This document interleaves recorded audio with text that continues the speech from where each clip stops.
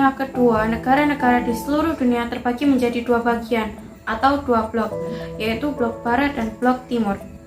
Tak hanya itu, setelah berakhirnya Perang Dunia Kedua hingga runtuhnya Uni Soviet, terjadi peperangan sengit antara kedua blok tersebut. Peperangan ini disebut dengan Perang Dingin yang terjadi pada 1947 sampai 1991. Perang ini bertujuan untuk memperebutkan penguasaan wilayah potensial di seluruh dunia. Oke, selanjutnya kita akan masuk pada pembahasan penyebab terjadinya GNB. Penyebab terjadinya GNB dibagi menjadi dua umum, yaitu sebab khusus dan sebab umum. Untuk sebab umum terjadinya GNB dibagi menjadi dua. Pertama adalah blok barat dan blok timur mengklaim ideologinya masing-masing paling benar. Dengan demikian, akan memberi dampak negatif yang besar bagi beberapa negara di sekitarnya. Yang pertama adalah terbelahnya Jerman menjadi dua bagian, yaitu Jerman Barat dan Jerman Timur.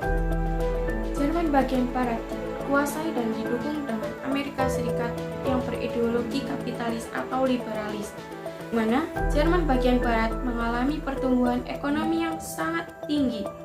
Hal ini berkebalikan dengan Jerman bagian timur yang didukung dengan Uni Soviet dengan ideologi komunis. Perbedaan kualitas hidup antara Jerman Timur dan Jerman Barat memicu gelombang imigrasi yang besar-besaran dari Jerman Timur ke Jerman Barat. Kebanyakan warga negara Jerman Timur yang melarikan diri ke Jerman bagian Barat adalah orang-orang profesional muda dengan orang-orang yang terlatih. Hal ini mengakibatkan Jerman Timur dengan cepat kehilangan banyak tenaga ahli sekaligus tenaga kerja dan membuat perekonomian mereka semakin menurun. Tak hanya negara Jerman, hal ini dirasakan juga oleh negara Korea. Uni Soviet berhasil menduduki Korea walaupun hanya bagian utaranya saja, karena saat Uni Soviet ingin mengekspansi Korea bagian selatan oleh Amerika Serikat. Sehingga sekarang Korea Utara dihuni oleh salah satu indikator paling kejam di dunia dengan paham komunisme Soviet, sedangkan Korea Selatan yang memiliki paham liberalisme sebagai ideologinya dengan kuasa Amerika Serikat. Sebab umum gerakan non-blok yang kedua adalah kecemasan negara-negara yang belum merdeka baik di Asia maupun Afrika. Contohnya Kamerun, Somaliland, dan Rwanda. Setelah sebab umum, kita akan memasuki sebab khususnya gerakan non-blok atau non-aligned movement. Yang pertama adalah ditandatanganinya Dokumenter Brioni pada tahun 1954. Dokumen Brioni adalah hasil kesepakatan tiga negara yaitu Yugoslavia, Mesir, dan India. Yang menandatanganinya adalah Joseph Broz Tito dari Yugoslavia dan Perdana Menteri Jawaharlal Nehru dari India dan Presiden Gamal Abdul Nasir dari Mesir. Di mana pada kesempatan ini Perdana Menteri Jawaharlal Nehru mencetuskan pansel atau 5 prinsip dasar yang ditandatangani dari hasil Brioni. Yang pertama adalah saling menghormati integritas teritorial dan kedaulatan. Yang kedua, perjanjian agresi. Yang ketiga, tidak mengintervensi urusan dalam negara lain. Yang keempat, kesetaraan dan keuntungan bersama. Dan yang terakhir adalah menjaga perdamaian. Khusus yang kedua yaitu invasi Teluk Babi. Invasi Teluk Babi terjadi pada 17 April 1961 dan dilakukan pertama kali oleh Amerika Serikat. Hal ini memunculkan sebuah pertanyaan, mengapa Amerika Serikat masih menyerang Teluk Babi dalam lingkup benua Amerika Serikat? Dan jawabannya adalah semua karena Kuba menganut ideologi komunisme yang berperan dengan Amerika Serikat dengan ideologi kapitalis atau liberalisme. Selanjutnya adalah latar belakang gerakan non-blok. Yang pertama yaitu Konferensi Kolombo di Sri Lanka pada tanggal 28 April sampai 2 Mei 1952. Delegasi yang hadir pada Konferensi Kolombo pertama Perdana Menteri Indonesia Ali Sastrodjoyo, yang kedua Perdana Menteri Sri Lanka Sir John Kotelawak, yang ketiga Perdana Menteri India Pandit Jawaharlal Nehru, yang keempat Perdana Menteri Pakistan Muhammad Ali Jinnah, yang terakhir adalah Perdana Menteri Burma yang dimana sekarang adalah Myanmar yaitu UNO. Setelah pertemuan pertama di Colombo, Sri Lanka, diadakan pertemuan kedua, yaitu diselenggarakan di Istana Bogor, Indonesia, di mana kedua pertemuan ini menjadi cikal bakal terjadinya Konferensi Asia Afrika, yaitu KAA. Selanjutnya adalah Konferensi Asia Afrika atau KAA yang diselenggarakan pada tanggal 18 sampai 24 April tahun 1955 di Bandung, Indonesia, di mana konferensi ini dihadiri oleh 29 kepala negara dan kepala pemerintahan benua Asia ataupun Afrika yang baru merdeka. Dalam konferensi Asia Afrika telah disepakati Dasar-Sila Bandung sebagai prinsip-prinsip dasar penyelenggaraan hubungan kerjasama antar bangsa-bangsa. Prinsip-prinsip tersebut bisa kalian lihat di sini. Bisa menyebabkan perang antar kedua negara, bisa juga digunakan sebagai strategi untuk menyelesaikan perang, atau bisa menjadi bagian terpenting dari perang itu. This is the first intercontinental conference of colored peoples, so-called colored peoples, in the history of mankind. Adalah Perdana Menteri Jawaharlal Nehru. I am proud that my country is your host. It is a new departure in the history of the world that leaders of Asian and African peoples can meet together in their own countries to discuss and deliberate upon matters of common concern. Jawaharlal Nehru selaku perwakilan India. In spite of diversity that exists among its participants, konferensi tingkat tinggi Let di GERD, Yugoslavia pada 1-6 September tahun 1961 dengan delegasi dari 25 negara. Pembahasan lebih lanjut mengenai gerakan non-blok sendiri akan dijelaskan rekan saya, yaitu Muhammad Iqbalul Arabi.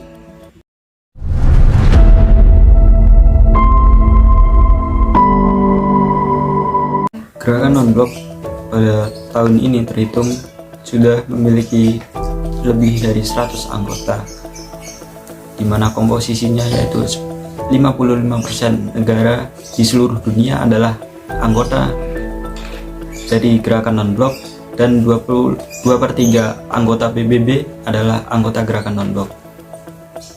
Pada awal berdirinya, gerakan non-blok mempunyai prinsip-prinsip yang harus ditepati oleh anggotanya, di mana prinsip ini bertujuan untuk mengarahkan dari gerakan non-blok sendiri.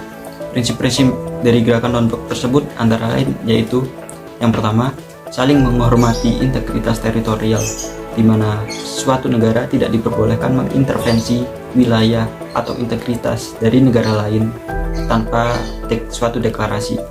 Yang kedua yaitu perjanjian non-agresi. Perjanjian non-agresi yang dimaksud adalah sebuah negara tidak diperbolehkan menyerang negara lain secara tiba-tiba tanpa adanya deklarasi perang. Selanjutnya yaitu tidak mengintervensi urusan dalam negeri negara lain kecuali tanpa diminta oleh negara tersebut.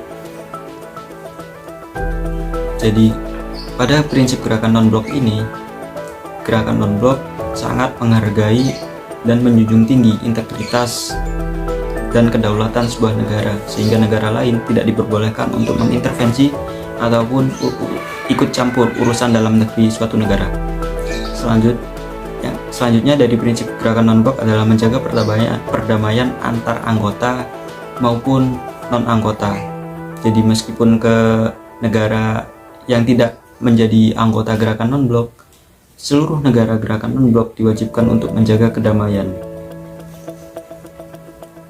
Selanjutnya yaitu tujuan dari gerakan non-blok. Pada deklarasi Havana, tepatnya pada tahun 1979, telah diputuskan tujuan dari gerakan non-blok yang berbunyi menjamin kemerdekaan, kedaulatan, integritas teritorial, keamanan dari negara-negara non-blok dalam perjuangan menentang imperialisme, apartheid, Zionisme, kolonialisme, neokolonialisme, rasisme, dan segala bangun-bangun agresi militer, pendudukan, dominasi, intervensi atau hegemomi, serta menantang segala bangun-bangun blok politik.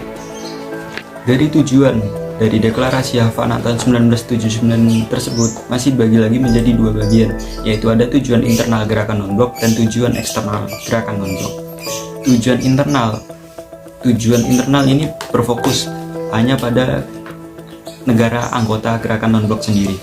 Tujuan internalnya yaitu mengusahakan kemajuan ekonomi, sosial, dan politik negara anggota. Jadi di tujuan internal ini, gerakan non-blok berfokus untuk membangun kemakmuran dan kedaulatan dari negara anggota gerakan non-blok sendiri. Sedangkan tujuan eksternalnya yaitu meredakan kesenjangan antara blok timur dan blok barat, di mana pada tahun 1961, tepatnya pada saat tahun pendirian gerakan non-blok, dunia terbagi menjadi dua kelompok, yaitu blok barat yang dipimpin oleh Amerika Serikat dengan organisasinya yang diberi nama NATO, dan blok timur yang dipimpin oleh Uni Soviet yang nama organisasinya yaitu Pakta Warsawa. Dua blok dunia ini saling berperang dan bersaing satu sama lain secara tidak sehat, bahkan sampai pada perang dingin, di mana kedua blok ini mempunyai dua ideologi yang berbeda. Blok barat dengan kapitalisme dan liberalismenya, sedangkan blok timur dengan ideologi komunis sosialisme.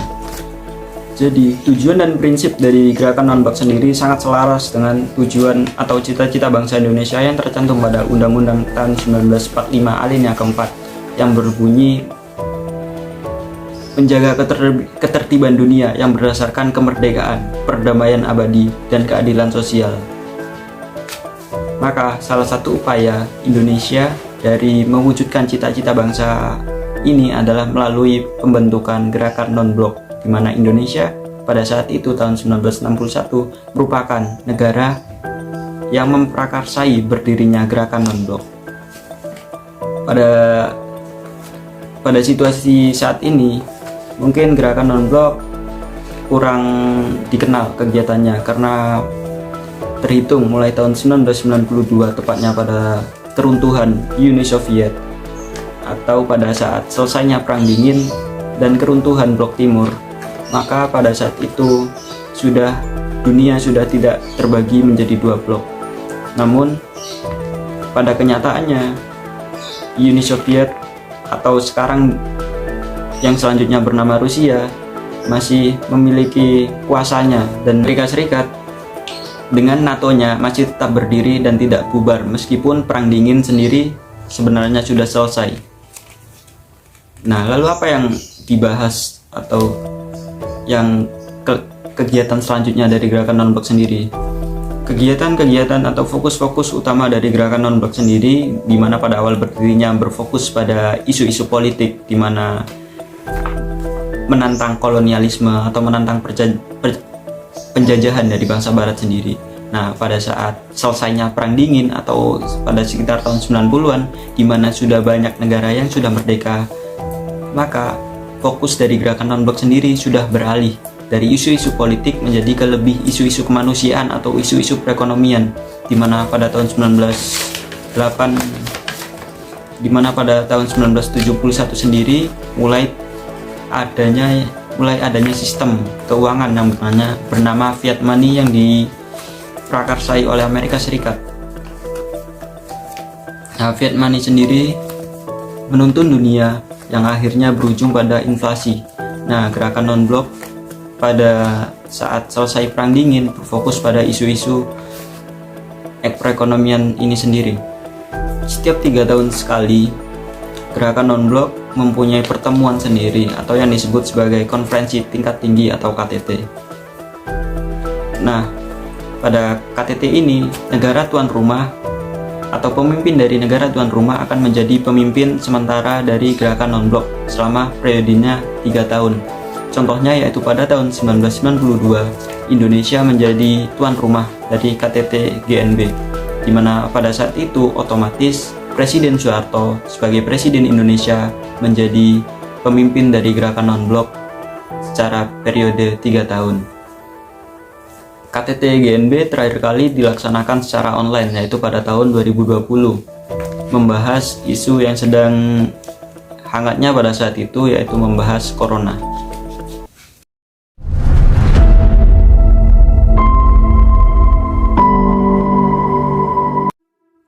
Nah, kali ini kita sudah sampai pada pembahasan peranan Indonesia dalam gerakan non-blok. Indonesia diketahui memiliki banyak peran, bahkan menjadi salah satu negara pelopor berdirinya gerakan ini loh. Awal mula berdirinya gerakan ini yakni sebagai upaya negara berkembang untuk menghindar dari polarisasi dunia atas terjadinya perang dingin antara Amerika Serikat dan Uni Soviet. Nah, ada 5 tokoh pendiri gerakan non-blok ini, yakni Perdana Menteri Jawaharlal Nehru dari India, Presiden Soekarno dari Indonesia, Presiden Gamal Abdel Nasser dari Mesir, Presiden Josip Broz Tito dari Yugoslavia, dan Presiden Kwame Nkrumah dari Ghana. Nah, 5 tokoh ini dikenal dengan The Initiative Five yang mengawali sejarah timbulnya GNB hingga sampai saat ini. Peran Indonesia yang kedua yaitu menjadi tuan rumah KAA dan KTT.